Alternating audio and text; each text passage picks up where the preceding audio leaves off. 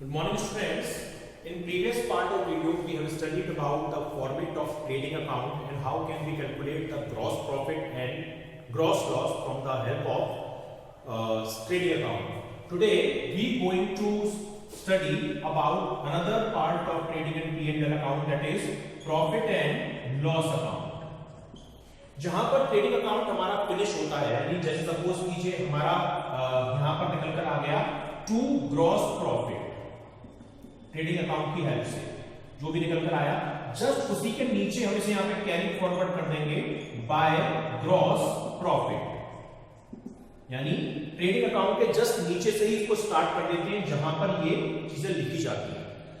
P&L account हमारा वो account होता है जो ग्रॉस प्रॉफिट में से हमारे अदर एक्सपेंसेस को माइनस करने के बाद end of the financial year हमारे पास बचता है, जिसमें से हमें कोई अदर एक्सपेंसेस पे करने बाकी नहीं रह गए हैं, तो उनको हम यहां पर शो करते हैं। जितने भी हमारे इनडायरेक्ट एक्सपेंसेस होते हैं, इनडायरेक्ट एक्सपेंसेस कौन कौन से होते हैं ये मैं आपको पीपीटी प्रेजेंटेशन में इसके फॉर्मेटिंग में बताऊंगा, और जितनी भी हमारी इनडायरेक्ट इनकम होती है उनको हम यहां पर शो कराते हैं। ग्रॉस प्रॉफिट में इनडायरेक्ट एक्सपेंसेस को ऐड कर लिया जाता है और उसमें से फिर ये जो इनडायरेक्ट एक्सपेंसेस हैं ये माइनस किए जाते हैं, तब लास्ट में हमारा नेट प्रॉफिट निकल कर आता है, यानी ये वो प्रॉफिट होता है जो अब हमारा फाइनल प्रॉफिट है जिसमें से हमें कोई अदर एक्सपेंसेस अब पे करने बाकी नहीं रह गए, तो इसको हम नेट प्रॉफिट बोलते हैं और ये प्रॉफिट एंड लॉस अकाउंट की हेल्प से बताया जाता है। तो चलिए स्टूडेंट्स, अब हम देखते हैं कि प्रॉफिट एंड लॉस अकाउंट का क्या फॉर्मेट होता है और इससे रिलेटेड इलस्ट्रेशंस को हम सॉल्व करते हैं कि कैसे इनको प्रिपेयर किया जाएगा।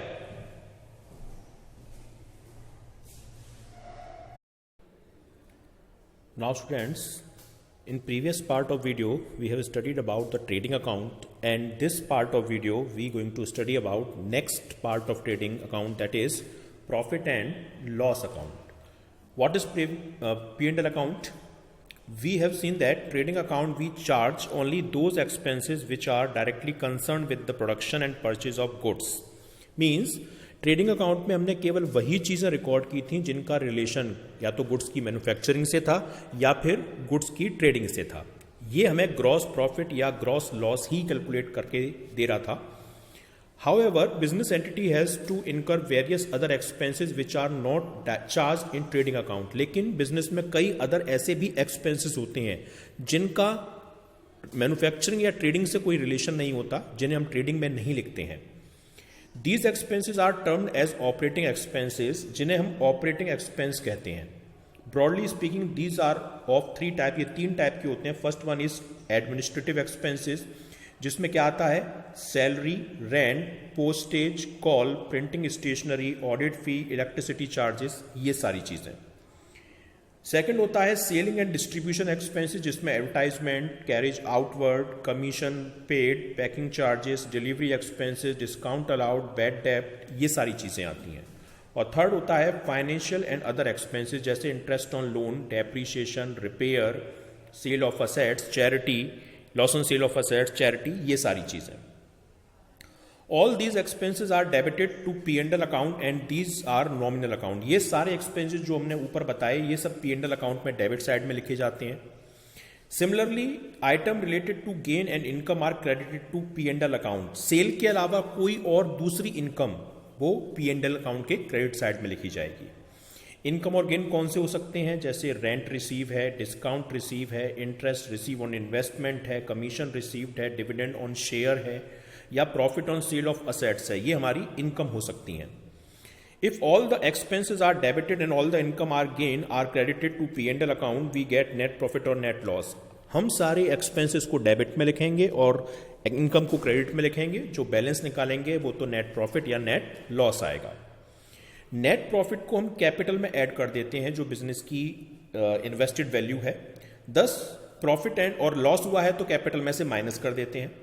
Thus, profit and loss account is an account which all indirect expenses of operating and non-operating nature are charged. यानी P&L अकाउंट में ट्रेडिंग के अलावा आने वाले सभी ऑपरेटिंग या नॉन ऑपरेटिंग एक्सपेंसेस या ऑपरेटिंग और नॉन ऑपरेटिंग इनकम को हम रिकॉर्ड करते हैं। अब इसकी इंपॉर्टेंस क्या है पी एंड एल अकाउंट की? तो फर्स्ट है to ascertain the profit and loss, यानी net profit and net loss.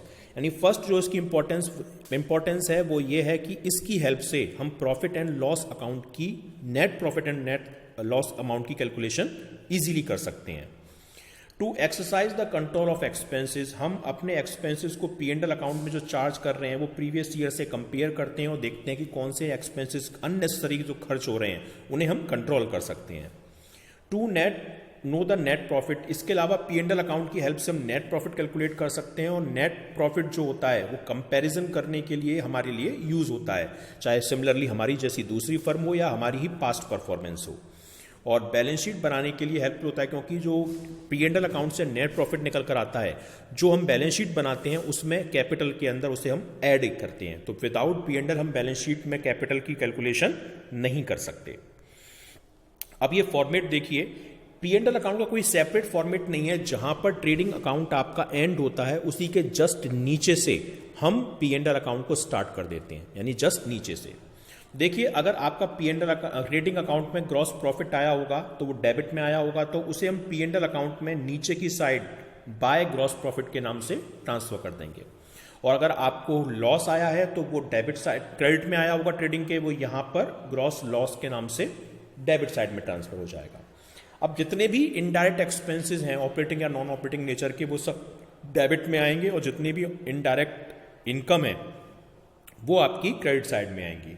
अब एक्सपेंसेस कौन से हो सकते हैं? Salary and wages. ये मैंने आपको बताया था कि wages and salary word use करें तो ट्रेडिंग में आता है, और अगर salary and wages word use करें तो पी एंड एल में लिखेंगे। रेंट, रेट्स एंड टैक्सेस, अगर फैक्ट्री रेंट है तो ट्रेडिंग में आया होगा, लेकिन सिंपल रेंट या ऑफिस रेंट है तो पी एंड एल में आएगा। प्रिंटिंग एंड स्टेशनरी का कोई एक्सपेंस है, टेलीफोन एक्सपेंसेस हैं। अनप्रोडक्टिव वेजेस, यानी अगर आपको प्रोडक्टिव वेजेस या सिंपल वेजेस दे रखी है ट्रेडिंग में लिखेंगे, लेकिन अगर अनप्रोडक्टिव वेजेस है तो आप पी एंड एल में लिखेंगे। पोस्टेज एंड टेलीग्राम है, लाइट और इलेक्ट्रिसिटी है, अगर फैक्ट्री लाइट या फैक्ट्री इलेक्ट्रिसिटी है तो ट्रेडिंग में आएगा, लेकिन अगर सिंपल लाइट या इलेक्ट्रिसिटी या ऑफिस लाइट दे रखी है तो पी एंड एल में आएगा। इंश्योरेंस प्रीमियम पे किया है आपने, ट्रेवलिंग एक्सपेंसेस हैं, इस्टेब्लिशमेंट एक्सपेंसेस हैं, ऑडिट फी है, लीगल चार्जेस हैं, ट्रेड एक्सपेंसेस हैं या जर्नल एक्सपेंसेस हैं। इसके अलावा सेलिंग एंड डिस्ट्रीब्यूशन में कैरेज आउटवर्ड है, ये भी मैंने बताया था, सिंपल कैरेज इनवर्ड या कैरेज ऑन परचेज आए तो आप उसे ट्रेडिंग में लिखेंगे, लेकिन कैरेज आउटवर्ड या कैरेज ऑन सेल आए तो उसे पी एंड एल में लिखा जाएगा। एडवर्टाइजमेंट एक्सपेंसेस हैं, कमीशन पेड है, एक्सपोर्ट ड्यूटी है, ये भी बताया था, इंपोर्ट ड्यूटी ट्रेडिंग में, export duty P and L में आएगी। Packing charges, discount allowed, bad debt, delivery van expenses, stable expenses, sales tax, godown rent, conveyance expenses, repair renewable, depreciation, interest on loan, donation और charity. इसके अलावा bank charges या किसी assets को cell करने से लॉस हुआ है तो आएगा। इसके अलावा अगर जीएसटी है तो जितनी भी इनपुट जीएसटी है, input CGST, input SGST, input IGST, वो सारी चीजें डेबिट में लिखी जाएंगी। अब देखिए क्रेडिट साइड में क्या आएगा ग्रॉस प्रॉफिट के अलावा, अगर आपको रेंट रिसीव हुआ है तो यहां पर आएगा, डिस्काउंट रिसीव हुई है तो क्रेडिट में आएगा, कमीशन रिसीव हुआ है तो आएगा, इंटरेस्ट इन्वेस्टमेंट पर रिसीव हुई है तो आएगा, डिविडेंड शेयर पर रिसीव हुआ है तो आएगा, अप्रेंटाइज प्रीमियम रिसीव हुआ है तो भी आएगा, बैड डेट रिकवर्ड हुए हैं तो क्रेडिट साइड में लिखेंगे आप। इसके अलावा profit on sale of assets, यानी असेट्स को सेल करने से प्रॉफिट हुआ है तो आएगा, और अगर मिसलिनियस रिसीप्ट के नाम से कोई फिगर दे रखी है तो उसे भी शो करेंगे, और इनकम अदर सोर्सेज से अर्न हुई है तो भी ये यहाँ पर रिकॉर्ड किया जाएगा। अब आप टोटल लगाएंगे, अगर क्रेडिट का टोटल ज़्यादा है और डेबिट का कम है तो जो बैलेंस होगा वो डेबिट साइड में to net profit transfer to capital के नाम से आएगा। लेकिन अगर डेबिट का टोटल आपका ज़्यादा है तो जो बैलेंस है वो क्रेडिट साइड में आएगा, उसे हम net loss transfer to capital account के नाम से रिकॉर्ड करेंगे। Clear students? तो ये फॉर्मेटिंग है।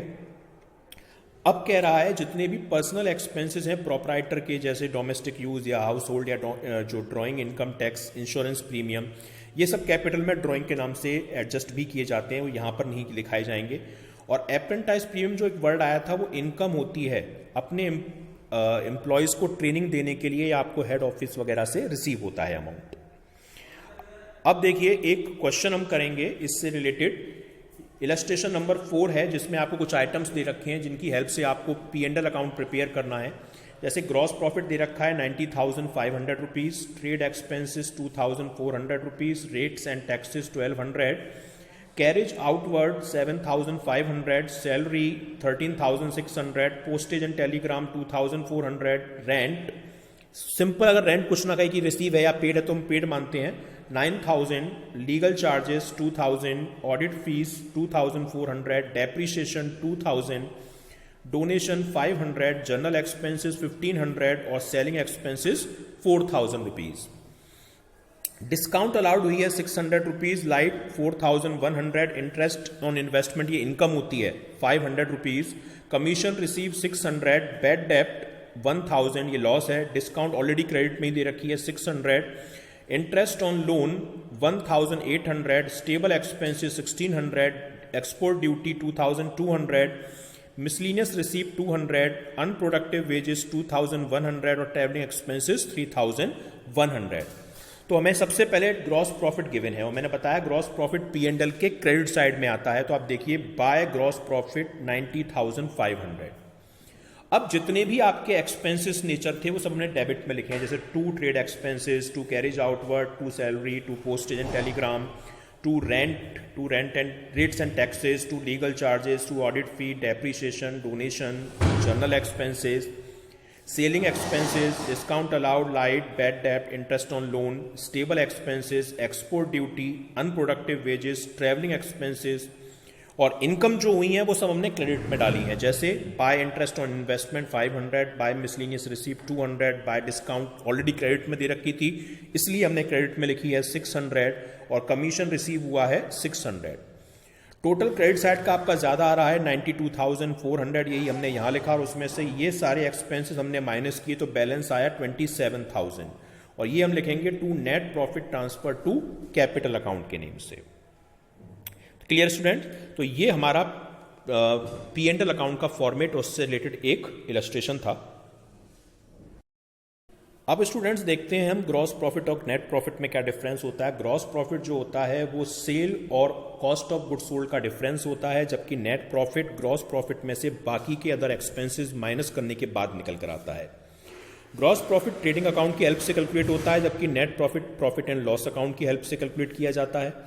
ग्रॉस प्रॉफिट केवल बुक प्रॉफिट होता है, यानी इसको हम बिजनेस के एग्जैक्ट प्रॉफिट की तरह ट्रीट नहीं कर सकते, जबकि नेट प्रॉफिट एग्जैक्ट प्रॉफिट होता है जिसे हम अपने पार्टनर या शेयर होल्डर में डिवाइड कर सकते हैं। ये ट्रेडिंग अकाउंट और P&L अकाउंट का डिफरेंस है कि ट्रेडिंग अकाउंट जो है वो P&L अकाउंट का ही एक पार्ट है, P&L अकाउंट मेन अकाउंट होता है।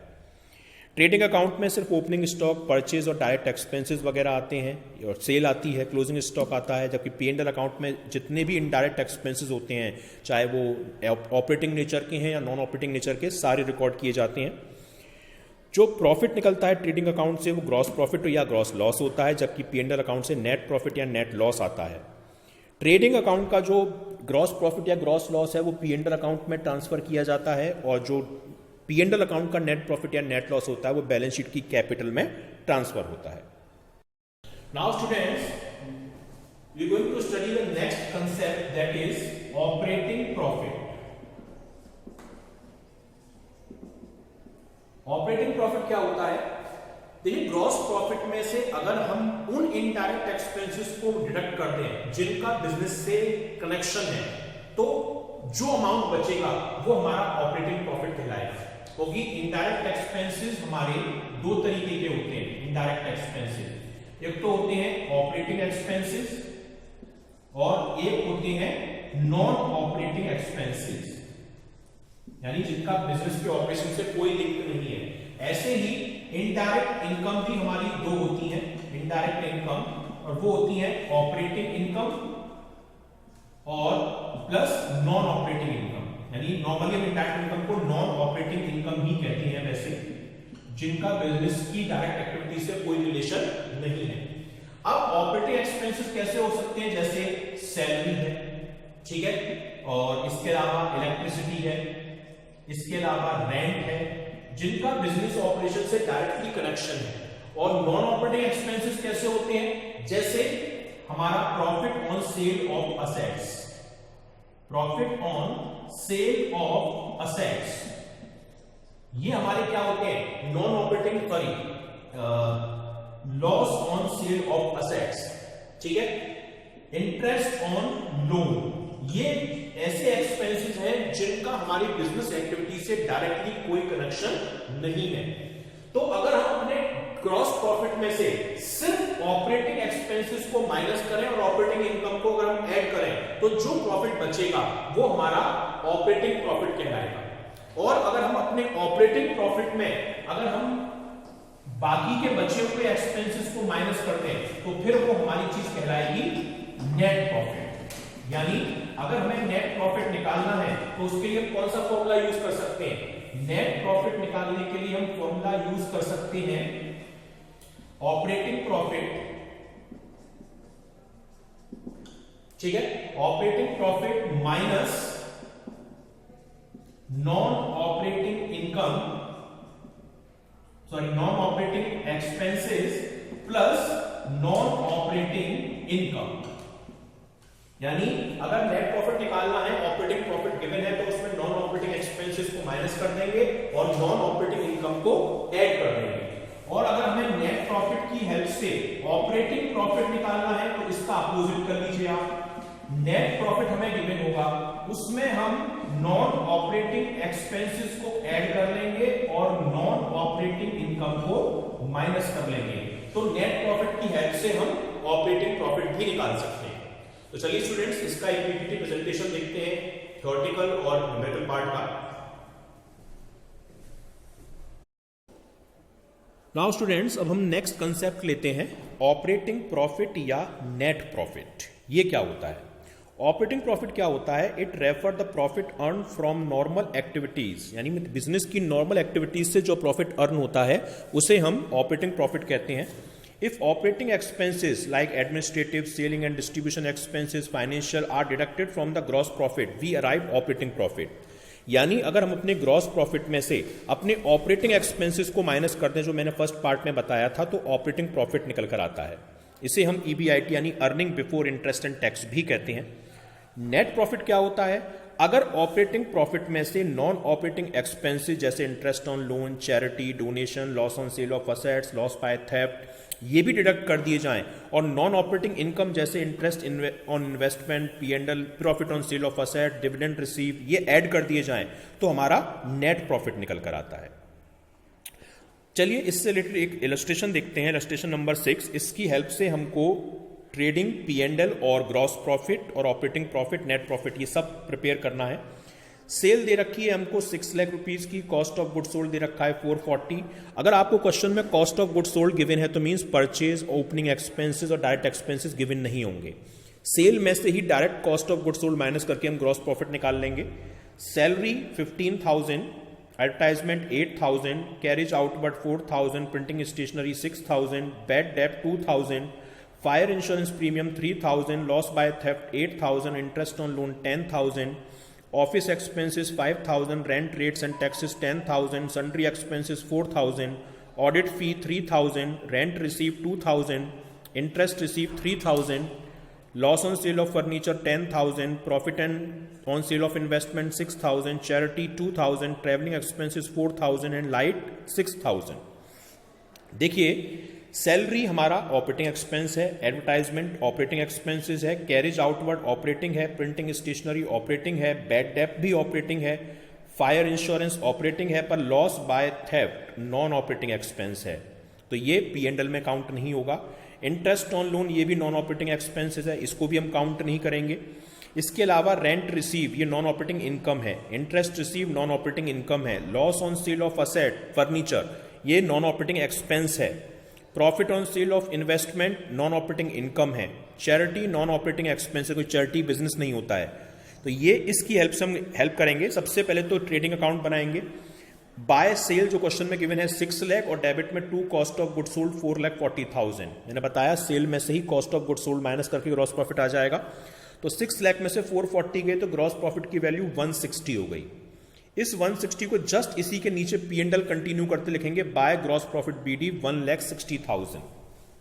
अब जितने भी मैंने ऑपरेटिंग एक्सपेंसेस बताए वो सारे लिखे जाएंगे पहले, जैसे salary, advertisement, carriage outward, printing stationery, bad debt, insurance premium, office expenses, इसके अलावा rent rates and taxes, sundry expenses, audit fee, travelling expenses, light. मैंने बताया था आपको जो ये सर्किल हो रखा है, loss by theft, interest on loan, rent receive, interest receive, ये सब नॉन ऑपरेटिंग नेचर के हैं, बिजनेस से डायरेक्ट कनेक्शन नहीं है इनका, तो इनको हम काउंट नहीं करेंगे। तो ग्रॉस प्रॉफिट का टोटल है 1,60,000। 160 में से ये सारे ऑपरेटिंग एक्सपेंसेस माइनस करेंगे तो बैलेंस आएगा 90,000 और ये हमारा ऑपरेटिंग प्रॉफिट होगा। अब हमें नेट प्रॉफिट निकालना है, तो इसी के आगे कंटिन्यू करके हम जो ऑपरेटिंग प्रॉफिट आया है बाय ऑपरेटिंग प्रॉफिट BD 90,000 लिखेंगे। अब जो हमने एक्सपेंसेस छोड़ दिए जैसे loss by theft, interest on loan, loss on sale of furniture, charity, इनको हम डेबिट साइड में लिखेंगे। और जो नॉन ऑपरेटिंग इनकम है जैसे rent receive 2,000, interest receive 3,000, profit on sale of investment 6,000, credit side में लिखा जाएगा। टोटल आप लगाएंगे इसका तो 1,01,000 होगा। 1,01,000 में से ये सारे नॉन ऑपरेटिंग एक्सपेंसेस माइनस करेंगे तो 71,000 का नेट प्रॉफिट निकल कर आएगा। अब एक इलस्ट्रेशन और देख लेते हैं लास्ट, कि इन इंफॉर्मेशन की हेल्प से हमको अपने बिजनेस का ऑपरेटिंग प्रॉफिट निकालना है। नेट प्रॉफिट गिवन है 80,000, loss by fire 7,000, interest and dividend receive 4,000, charity 2,500 और interest on loan 6,500, loss on sale of machinery 8,000, profit on sale of investment 9,000। तो मैंने स्टूडेंट्स आपको एक फॉर्मूला लिखाया था ऑपरेटिंग प्रॉफिट निकालने का। नेट प्रॉफिट में अगर नॉन ऑपरेटिंग एक्सपेंसेस ऐड कर दिए जाएं और नॉन ऑपरेटिंग इनकम माइनस कर दी जाए तो ऑपरेटिंग प्रॉफिट आ जाएगा, ऑपरेटिंग प्रॉफिट आ जाएगा। नेट प्रॉफिट क्वेश्चन में गिवन है हमको 80,000 का, इसमें नॉन ऑपरेटिंग एक्सपेंसेस जैसे loss by fire, charity, interest on loan, loss on sale of machinery, ये हमने ऐड कर दिए 7,000, 2,500, 6,500 और 8,000 रुपीज। और नॉन ऑपरेटिंग इनकम जैसे interest and dividend receive and profit on sale of investment ये माइनस किए, यानी 4,000 और 9,000। तो 80,000 में हम अगर ऐड करेंगे तो 24,000 के नॉन ऑपरेटिंग एक्सपेंसेस हैं और 13,000 की नॉन ऑपरेटिंग इनकम है जो माइनस की जाएगी, तो 91,000 रुपीज का ऑपरेटिंग प्रॉफिट निकल कर आ जाएगा। सो स्टूडेंट्स, अब इससे रिलेटेड क्वेश्चंस को आपको अपनी बुक में सॉल्व करना है।